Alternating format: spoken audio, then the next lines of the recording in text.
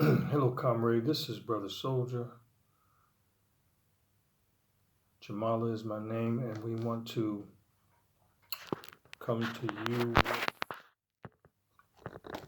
some additional information about the tension and the contention between two nations. And we did a three-part um, session on the dangers of two nations. And so we looked at those nations as a mindset, not necessarily a geographical location, not necessarily a place that has borders or national boundaries. Those things happen when a mindset or a nation of ideas is politicized and it becomes a political ideology that people rally around, and then they may seek for national identity, and it could be tied to their ethnicity. But whatever the case, we could get into something like that in the near future. But since we want to talk about the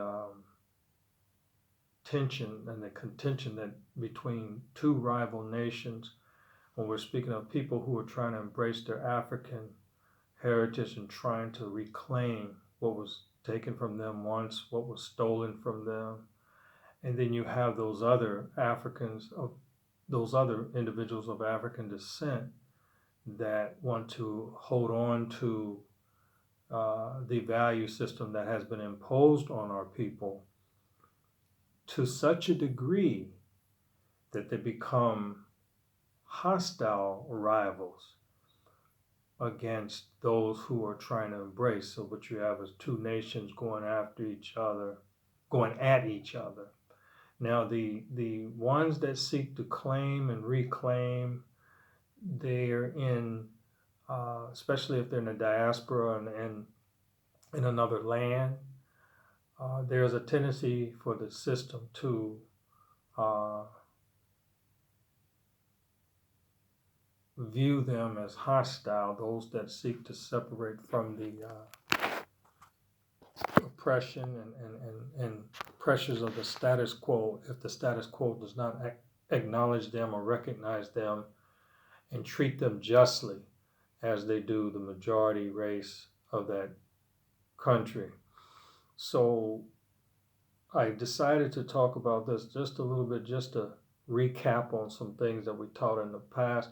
In the past lessons, we have some topics called systemic reprisals, or things that happen when people come after you for trying to stand up for your rights or try to speak out or trying to be treated better than what you've been treated.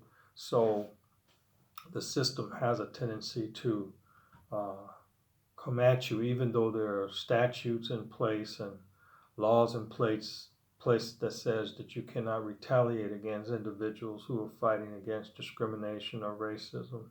It still exists.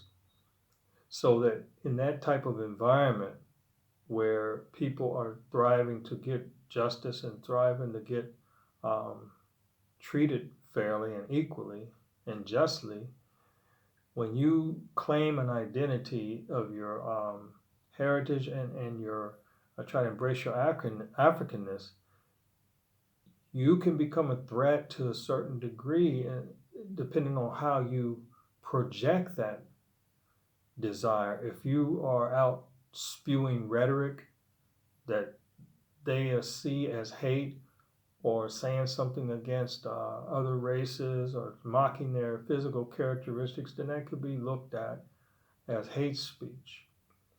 And if you aren't doing those things and you are still trying to hold to your Africanness, but you're seeming to get political momentum behind it, that can also be perceived as a threat if the powers that be or the current power structure does not want to give you um, those things that you ask for,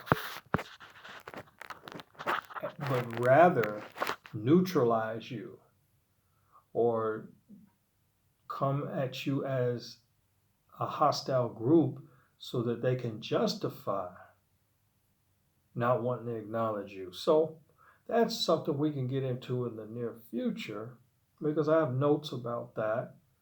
And these things happen all over the world when people try to get their ethnic identity nationalized, or they try to get their political ideas at a national level, and meaning that they are a disenfranchised group that's trying to get some rights. They don't feel like it's possible unless they seek to be understood as with a national identity, have a separate flag, and maybe pursue separatism. And those groups are a lot of times marginalized, by the powers that be. So anyway, that's another topic for another day. But the two rivals that we're talking about is a very rough journey. It's a very hostile struggle between two mindsets, and this is very strong in the diaspora. And you'll see, like I said, siblings rivaling against each other, just like Jacob and Esau. You will see same people of the African descent going at each other because one is comfortable with concessions and handouts, welfare, food stamps, different things that they accept from oppressor nations, things like maybe a job that pays pretty good. Those are fine things to have, but if you want your national identity and that seems to be something more valuable to you, then you care less about a good paying job. You care less about a house or a white house with a white picketed fence and a nice car and a pension. Some people feel that their African heritage and their cultural identity and their connection with the African continent is more valuable than having a house, a car, and a home, and with a white picket fence. So that becomes their struggle, that becomes their pride, that becomes their overall aim. And maybe some of them have even belief systems where they believe in a creator, they believe in Christ, they believe in the power of God also with them, and they want to bring their God along. They want their God to be right there with them. So I bring this up to say that this is not an easy, it's not a cakewalk for people to decide to embrace their cultural heritage. You get a lot of persecution, you get a lot of kickback from that. Especially if you join closed systems like the military or very closed systems like certain institutions of the church. The church may even, the black church may even give you a little hassle about embracing your heritage if they're so westernized that they're not comfortable about you wearing a dashiki or wearing a kufi.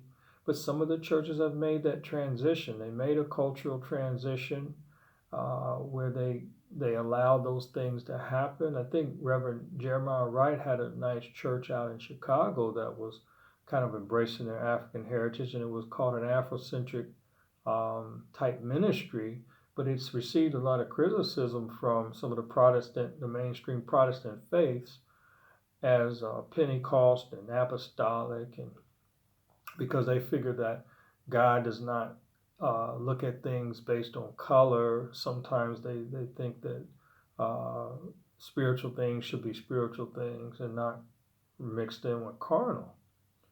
But I have to, because Brother Soldier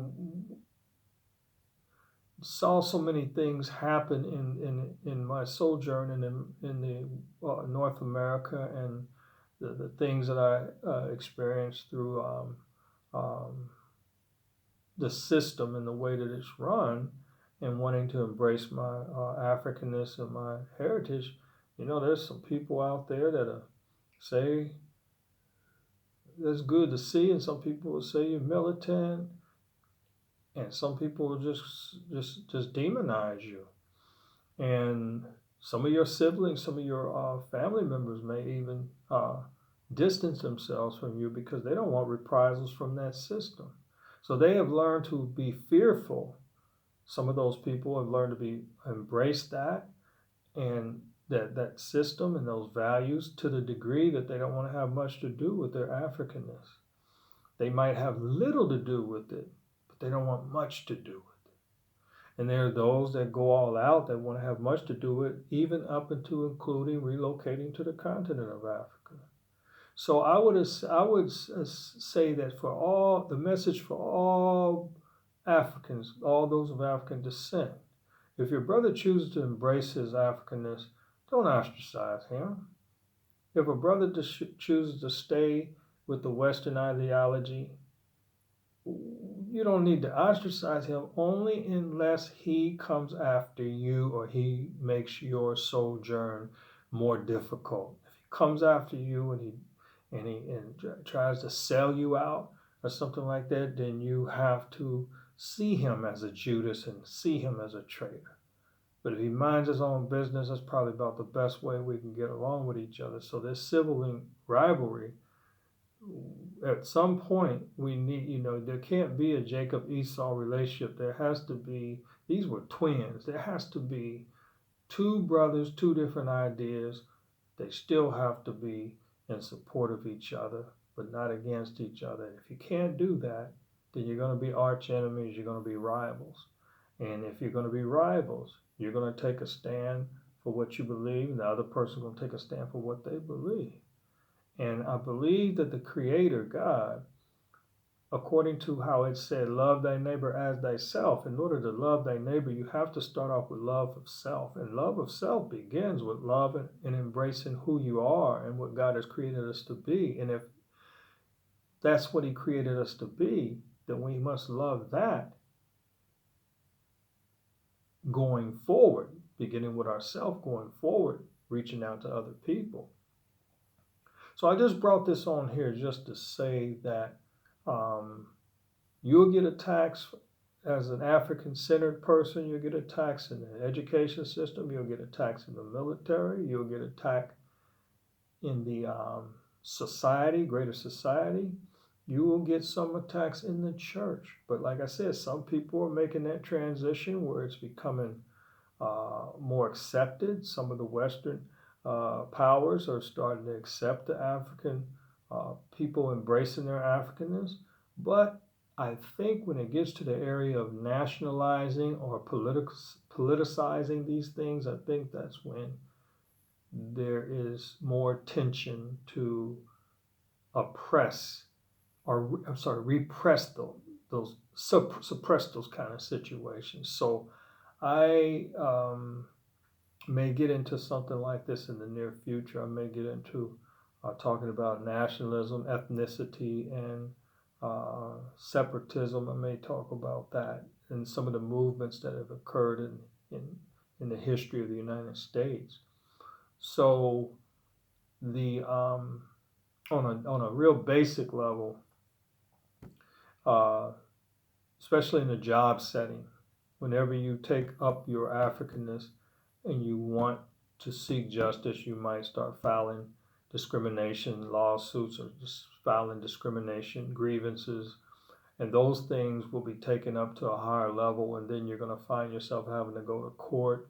You're going to have to find yourself an attorney who has the backbone to even take your case, or they're going to try to sell you out. You got to fight so many different obstacles, and there is a punish and reward system. That's why I came out with those series, Systemic Reprisals. There is a punish and reward system for not embracing your Africanness. Some of the powers that be in the workforce will select those kind of people because their outlook is more westernized and more assimilated than they would choose a person who's more African-centered, that has the natural look, the natural hair that comes into their workforce in corporate America, doesn't meet the culture of that workforce, and they may not want that kind of individual. So you have rewards that come for being more like the West, and you have punishments or something that becomes more like against the African.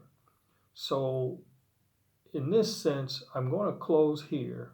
I just wanted to give you that as food for thought so that we can move forward and start talking about other topics. So until then, peace, love, God bless you.